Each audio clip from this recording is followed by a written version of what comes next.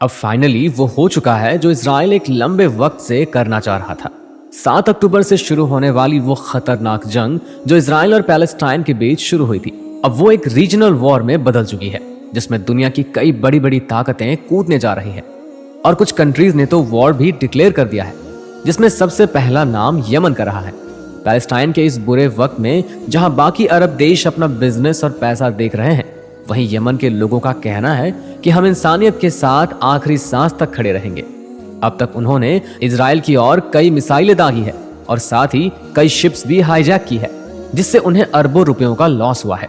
अब ये बात कई बड़ी बड़ी मीडिया ऑर्गेनाइजेशंस ने कंफर्म कर दी है कि यूके, यूएसए और यूरोप का कोई एक और देश की, जिसका नाम अभी तक सामने नहीं आया है, ये तीनों देश मिलकर रेड सी में मौजूद यमन के ऊपर अटैक करने जा रहे हैं। दोस्तों, आज की इस वीडियो में हम आपको इसी अटैक से जुड़ी कुछ बातों के बारे में बताएंगे कि ये अटैक कब और कैसे प्लान किया गया है। साथ ही इस अटैक पर यमन के मिलिट्रीज का क्या कहना है। दोस्तों, इजराइल और फिलिस्तीन वॉर के बीच यमन ने अपनी अच्छाई और सच्चाई का सबूत देते हुए अपनी जान की बाजी लगा दी थी, जिसका नतीजा ये हुआ कि यमन को अपने 10 जवानों की जान से हाथ धोना पड़ा। ये लोग चाहते तो बाकी के अरब देशों की तरह नए साल को सेलिब्रेट कर सकते थे, पर इन्होंने न्यू ईयर ईव पर गाजा के समर्थन में अपनी जान गंवा दी। 31 दिसंबर को हुई इस घटना ने सभी को बहुत ज्यादा डरा दिया था, क्योंकि 1 जनवरी 2024 को वर्ल्ड वॉर 3 की शुरुआत के तौर पर देखी जा रही थी, क्योंकि जंग इजराइल और पैलेस्टाइन के बीच थी। इसमें यमन, अमेरिका और ब्रिटेन आपस में भिड़ चुके थे। उसके बाद यमन के समर्थन में ईरान ने भी अपने वॉरशिप को लाल सागर में उतार दिया, क्योंकि अमेरिका और यमन के बीच फुल स्केल वॉर की तैयारी होने लगी थी। खुशी की बात यह है कि अभी कुछ ऐसा नहीं होगा।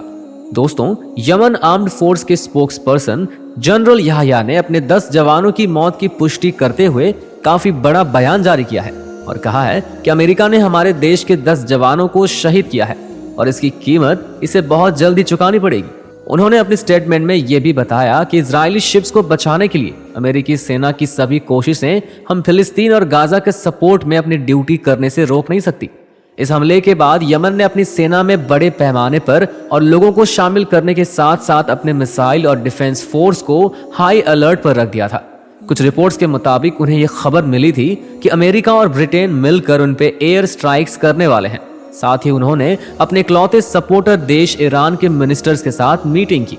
उसके बाद अमेरिका, यूके और फ्रांस ने जैसे इजराइल के सपोर्ट में अपने वॉरशिप रेड सी में भेजे थे, वैसे ही ईरान ने अपने वॉरशिप्स को रेड सी में भेज दिया।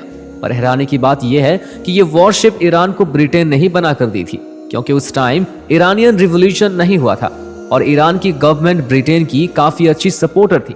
1100 टन वजनीय और 310 फीट लंबी ये वॉरशिप काफी ज्यादा भारी और फास्ट है। ये शिप 72 किलोमीटर प्रति घंटे की रफ्तार से भागती है। इस शिप की ताकत के बारे में बात करें तो इसमें 2 रोल्स रॉयस के इंजन लगे हुए हैं, जिससे इस शिप को 34,000 किलोवाट की पावर मिलती है। दुश्मन से मुकाबला करने के लिए इस शिप में ईरान की काफी खतरनाक और लेटेस्ट नूर एंटी शिप मिसाइल लगी हुई है। इसके अलावा इसमें 144 mm की मशीन गन समेत और भी कई खतरनाक वेपन्स लगे हुए हैं।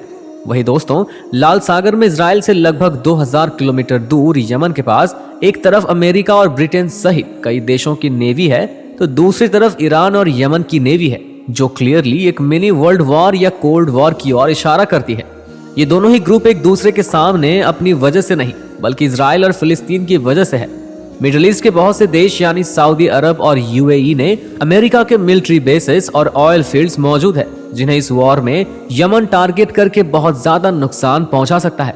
इसीलिए अमेरिका ने फिलहाल पीछे हटना ही सही समझा है, लेकिन वो कब तक पीछे रहेगा इसकी फिलहाल कोई गारंटी नहीं है।